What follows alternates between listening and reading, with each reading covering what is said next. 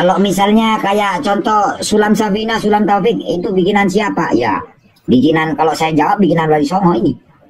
Nah tuh, Kayu. tuh, Kulit nasian ini. Nggak percaya, saya buka, oke. tuh Bang, kertasnya saja lain Bang. Dari kayu ini kan. Nah tuh, Balawi punya. Mana dah? Ini. Belum di tempat saya. Contoh inilah. Awalu fitartibil wudu'a. Iya. Fitartibi huslul zanabatil. Jadi ini udah lengkap ini. Artinya begini. Kalau nanya sampan Sulam Taufik, Sulam Safina, ini ada di sini semua ini. Ini dan ini Sulam Safinanya, Sulam Taufiknya ini kan. Nah ini separuh ini dah.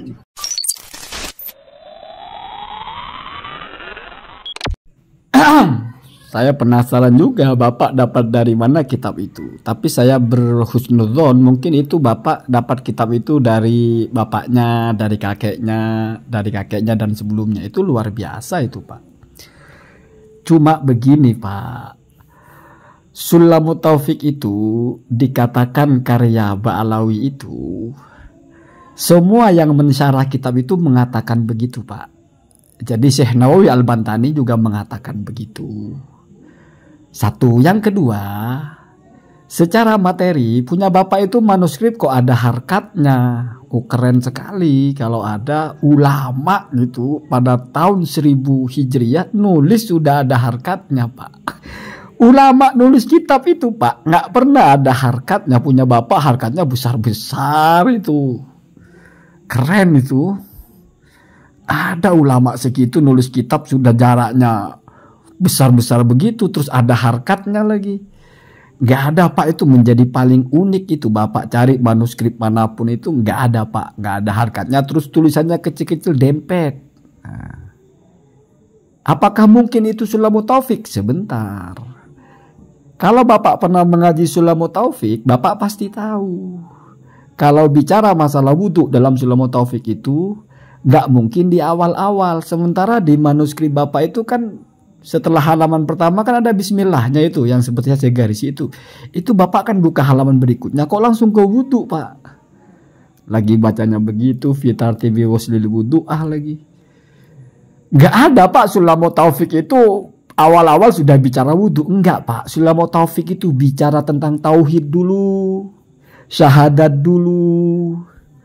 Baru jauh tuntas setelah itu baru bicara tentang ibadah, sholat itu harus wudhu. Baru bicara furudul wudhu. Nggak ada awalu tartib begitu.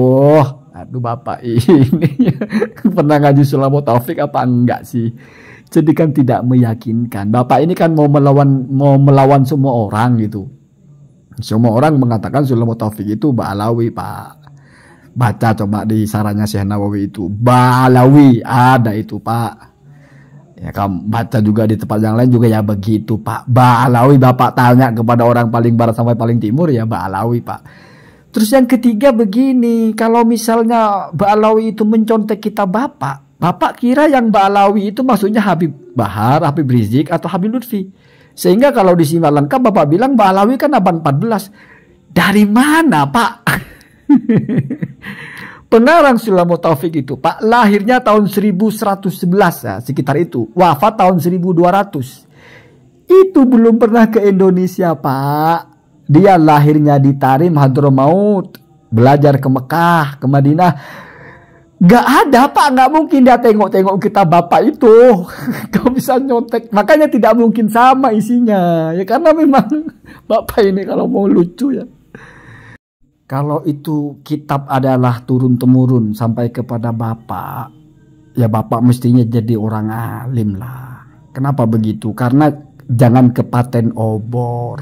Setidaknya leluhur Bapak itu ada yang alim sekali. 400 tahun yang lalu itu orang masih mikirin apa Pak? Belum ada Indonesia itu Pak. Belum NU apa. Itu semuanya baru 100 tahun Pak. Pesantren-pesantren juga nggak ada yang 400 tahun Pak. Ya nggak tahu itu mungkin Islam baru-baru masuk atau apa gitu. Atau mungkin sudah agak lama. Tapi sudah ada orang menulis sebegitu tertibnya ilmu, itu berarti dia setidaknya ahli ilmu. Tapi kayaknya tulisannya nggak akan seperti itu bentuknya.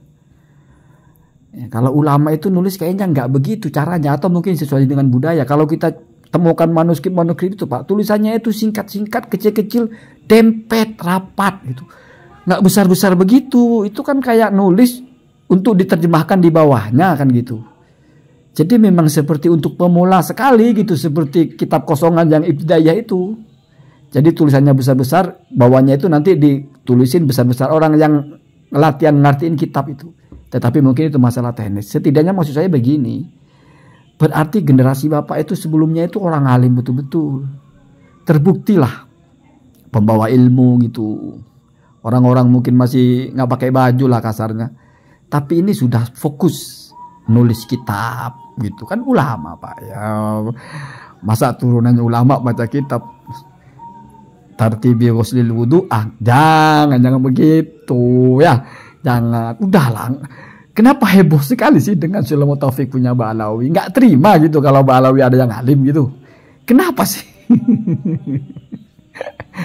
Pak, kalau bicara Mbak Alawi itu Pak, kalau bicara ulamanya Pak, bukan cuma di Indonesia Pak. Kitab-kitabnya Mbak Alawi itu bukan hanya di Indonesia Pak. Bapak kalau misalnya dengar ceritanya ulama Mesir, bagaimana pengalaman mereka tentang ulama dari Mbak Alawi, ya ada. Ada Pak, di semua tempat itu ada. Bagaimana jadi mufti di Mekah Mbak Alawi itu ada. Jangan dipikir Mbak Alawi itu Habib Rizik aja, Habib Bahar aja. Enggak Pak. Mbak Alawi itu satu marga yang sudah menyebar di mana-mana. Jadi Bapak kalau cari ulama Madinah yang nggak pernah ke Indonesia, dan Mbak Alawi ya banyak Pak. Ulama di Mesir dari Mbak Alawi ya banyak Pak. Dari dulu ahli hadis. Jangan selalu dipikir kalau Mbak Alawi itu pasti di Indonesia. Ini memalsukan kitab. Ini kitab Wali Songo diaku oleh Mbak Alawi. Mbak Alawi kan belakangan, ini manuskripnya lebih tua Pak. Rumong sobo Mbak Alawi yang di Indonesia yang nulis kitab Sulamul Taufik itu enggak Pak. Aduh. Tapi ya mosok Bapak ada yang percaya sih, saya heran aja kalau masih ada. Ya paling nggak pernah ngaji Sulamul Taufiknya, sehingga masih bingung Sulamul Taufik karya siapa gitu, sehingga mudah tergoyah kepercayaannya gitu ya. Gimana sih? Syekh Nawawi itu Pak nggak sembarangan Pak. Dan minimal kalau ada ikhtilaf tentang penulis kitab itu dibicarakan oleh ulama Pak. Wakilah dinisbatkan kepada ini, wakilah bukan. Tiba-tiba ini muncul ujuk-ujuk punya Wali Songo. Ya memuji Wali Songo boleh, tapi jangan begitu juga, nanti akan menggelikan gitu. Sampai sekarang itu Pak, orang kesulitan mencari karya Wali Songo.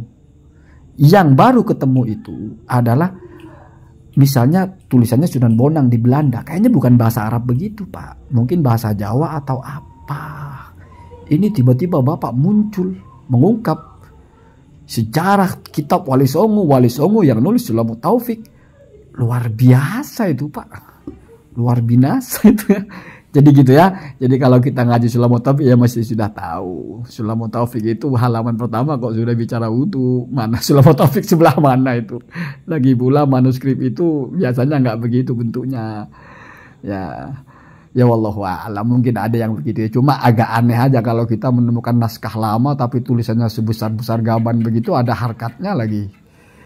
Kayaknya baru ini ada manuskrip ada harkatnya itu ya. Allahumma tina ada sabil.